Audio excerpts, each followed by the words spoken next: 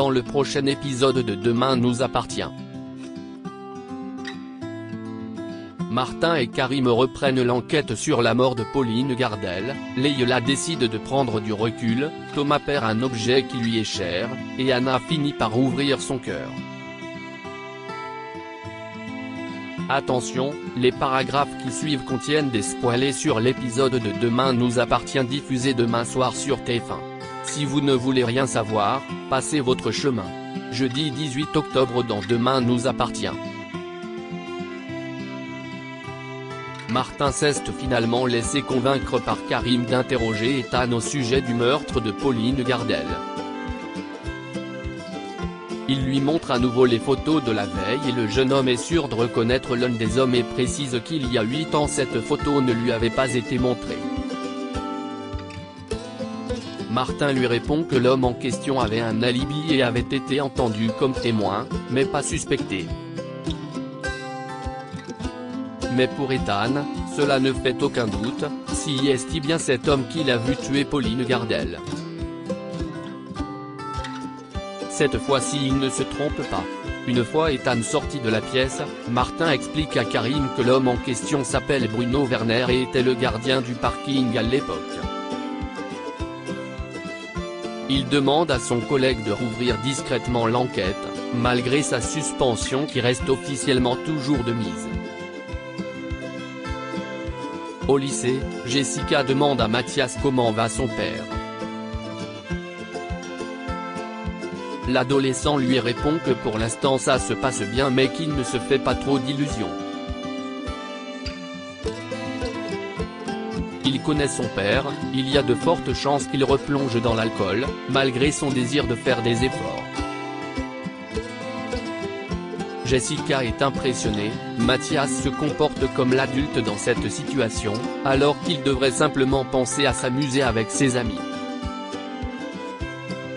Bart est témoin de la scène et semble surpris par cette amitié naissante. Une fois Mathias parti, Bart demande à Jessica de se méfier de son nouvel ami. De son côté, Leïla annonce à Bilal qu'elle a pris une chambre au Spoon. Elle a besoin d'être seule et de prendre du recul. Une décision qui ne plaît pas à Nour et Soraya, qui ont l'impression qu'après avoir trompé leur père leur mère les abandonne. Mais Leïla leur assure qu'elle fait ça pour elle, pour ne pas laisser la famille stagner dans cette mauvaise ambiance. Et contre toute attente, Bilal a l'air de penser que c'est une bonne idée.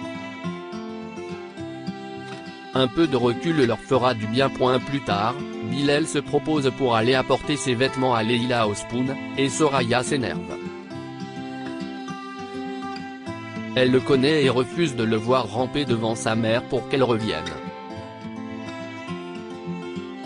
Si est-il Leïla qui l'a trompé et qui est parti. Il doit arrêter de la défendre en toutes circonstances. Elle leur a fait assez de mal. Mais Bilal ne fait qu'à sa tête et finit par rendre visite à son épouse dans sa chambre au Spoon. Il lui apporte ses vêtements et lui dit qu'il a envie de parler. Leïla lui répond qu'elle est pressée et, au même moment, Samuel entre dans la chambre avec des sushis. Bilal comprend que Leïla s'est encore moquée de lui, qu'elle n'avait pas simplement besoin de prendre du recul. Elle voulait être avec son amant. Leïla lui assure que ce n'était pas prévu, qu'elle devait être seule, ce qui provoque la colère de Bilal. Il lui demande d'arrêter de mentir. Elle ne fait que ça, tout le temps, il n'en peut plus. Au commissariat, Martin convoque Bruno Werner et lui dit que l'enquête autour de la mort de Pauline Gardel va être réouverte. Il lui explique que de l'ADN avait été retrouvé sur la victime et qu'ils vont le comparer au sien. Si Werner a quelque chose à dire, il ferait mieux de parler dès maintenant. Mais il reste sur ses positions. Il ne travaillait pas ce jour-là et n'a rien vu. Il ne semble rien avoir à se reprocher, ce qui laisse Martin perplexe. Il a l'impression que Werner est sincère. Mais Karim croit Ethan et craint que Werner ne prenne la fuite aussitôt l'interrogatoire terminé étant donné qu'il se sait désormais suspecté. Le problème si est que Martin ne peut rien faire pour le retenir. Ils n'ont rien contre lui et n'auront les résultats ADN que demain. Seule solution selon Karim, il va leur falloir ruser. Au moment de faire signer sa déclaration à Werner, Martin suit donc les conseils de Karim et fait croire au suspect qu'il a déjà reçu ses résultats d'ADN. Il lui demande s'il est bien sûr de ne pas avoir travaillé le jour de la mort de Pauline Gardel et lui fait croire que ce n'est pas cohérent avec les résultats qu'il a sous les yeux. Pris au piège, Werner finit par avouer qu'il connaissait Pauline Gardel et qu'il la regardait de loin car il la trouvait sexy. Il raconte l'avoir vue un jour avec un homme dans une voiture. Un homme qui ne semblait pas être son mari. Il s'est alors dit qu'elle n'avait pas froid aux yeux et qu'il pouvait peut-être lui aussi tenter quelque chose. Mais Pauline Gardel a refusé ses avances, l'a repoussé violemment, et s'est mise à hurler. Elle l'a traité de pervers et il a fini par l'étrangler pour la faire taire. Martin l'arrête alors pour meurtre et lui conseille de se trouver un bon avocat. Au Spoon, le ton monte à nouveau entre Tristan et Thomas. Ce dernier fait encore une fois des reproches à son ami et sa maniaquerie énerve Tristan au plus haut point. En plein service de midi, Thomas réalise qu'il a perdu la bague que lui a offerte Flore. Il a peur de l'avoir fait tomber dans l'appareil à gratin. Gwen se met alors à paniquer car elle a déjà envoyé plusieurs gratins en salle et craint que l'un des clients ne tombe sur la bague. Finalement, la bague n'est retrouvée par aucun des clients et Thomas est dégoûté. C'était le seul souvenir qui lui restait de Flore. Tout à coup, après le service de midi, Tristan semble s'étouffer avec quelque chose.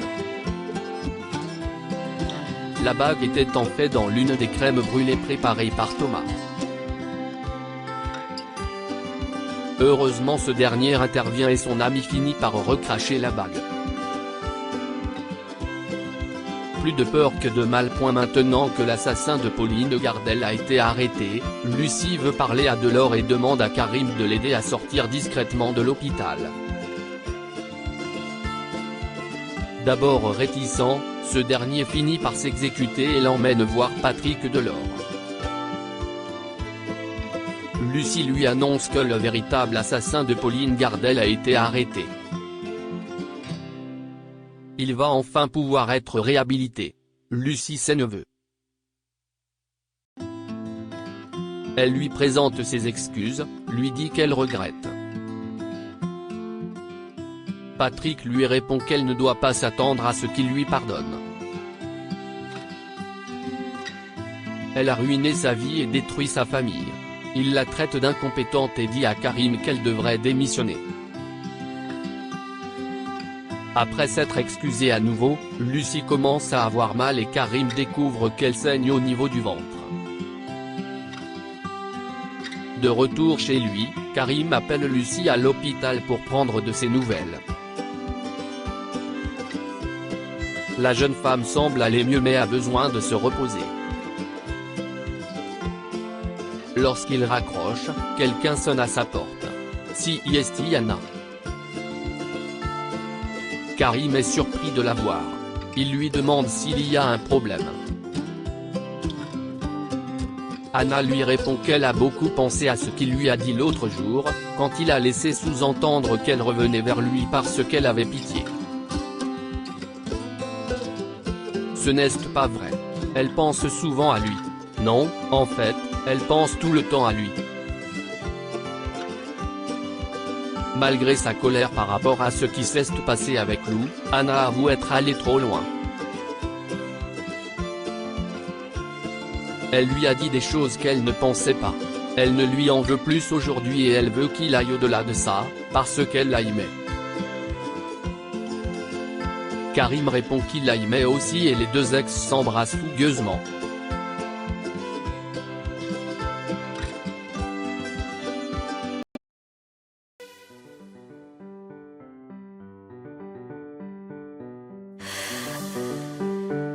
The man I love just had a heart attack, but who needs a heart attack?